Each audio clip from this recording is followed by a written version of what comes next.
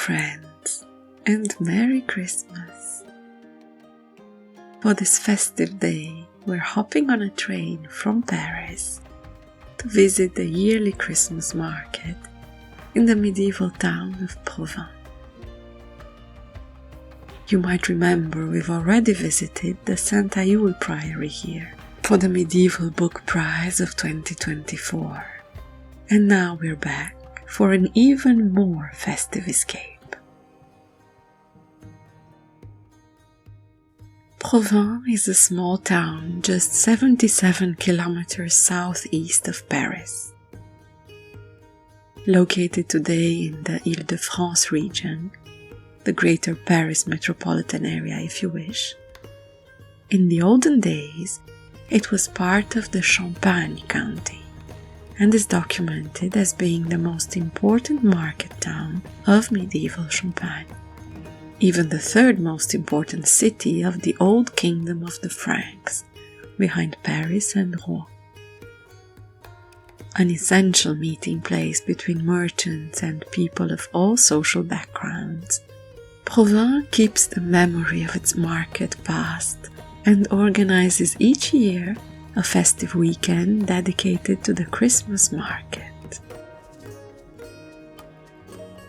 I'm what you would call a frequent flyer of the European Christmas markets, yet even I was surprised by the atmosphere I found here.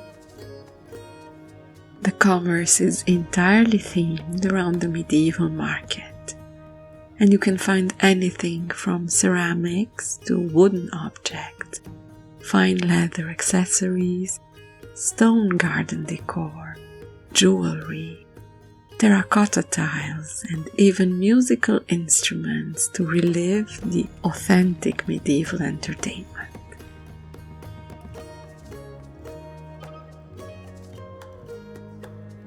The blacksmith's booth is particularly animated, since they explain every step of the process. Here they were making a bespoke buckle for a young woman and took her design suggestions to the letter, all the while making jokes and entertaining the crowd.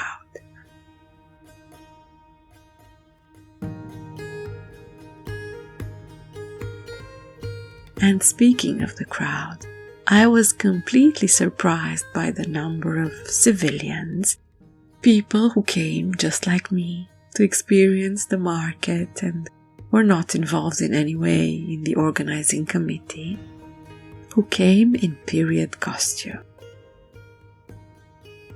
I felt like I traveled back in time and discovered this whole community I had no idea existed, who are so passionate about the historic revival of the Middle Ages.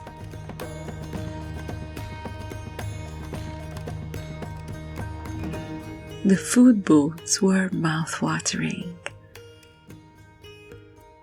From roasted chestnuts and spiced walnuts, the baked goods that might not look the most appealing but are entirely authentic, as the bakers will gladly explain.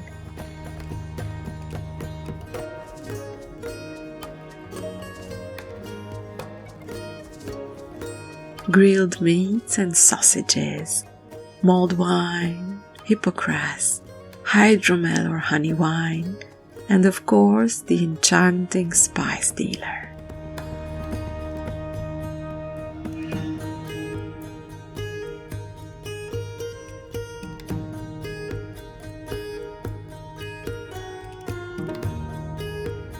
Enormous gingerbread cakes were infusing the cold winter air with their aromas, and you felt the joy of the people passing by, despite a grey and freezing winter day.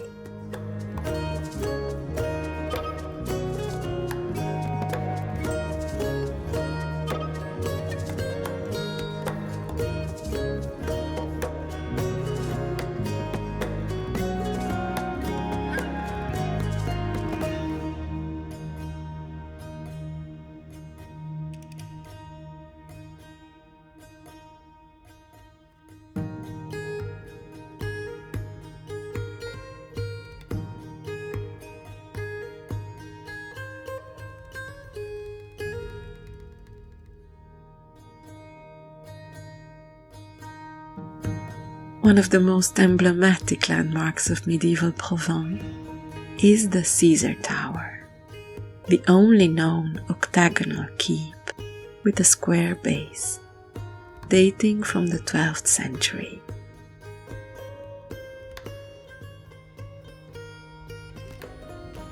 When the night falls over the Christmas market, the tower becomes the North Star to find your way in the crowd.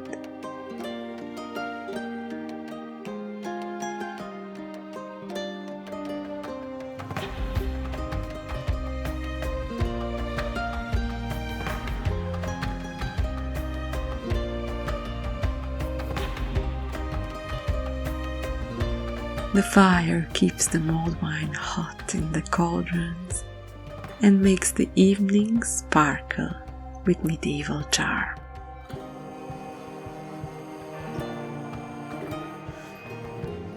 This is the perfect place to end our medieval Advent calendar. After 24 days of time travel between novels and stone walls, unknown flavors and enchanting songs. We have explored the Middle Ages with 20 books read between 4 museums, 2 cathedrals and 1 abbey, tasted food and wine that made everything seem present rather than 1,000 years old.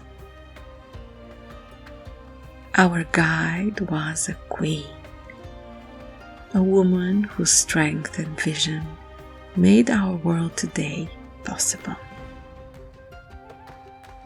Reading about her life has been not only a revelation on medieval life, but an inspiration for the present, to boldly live our lives as if failure was impossible.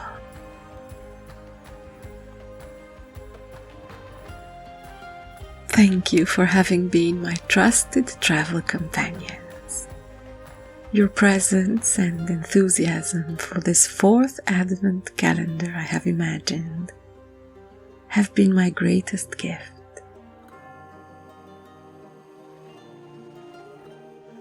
May your holiday season bring joy and warmth, great books, and wonderful reading companions. Merry Christmas, everyone.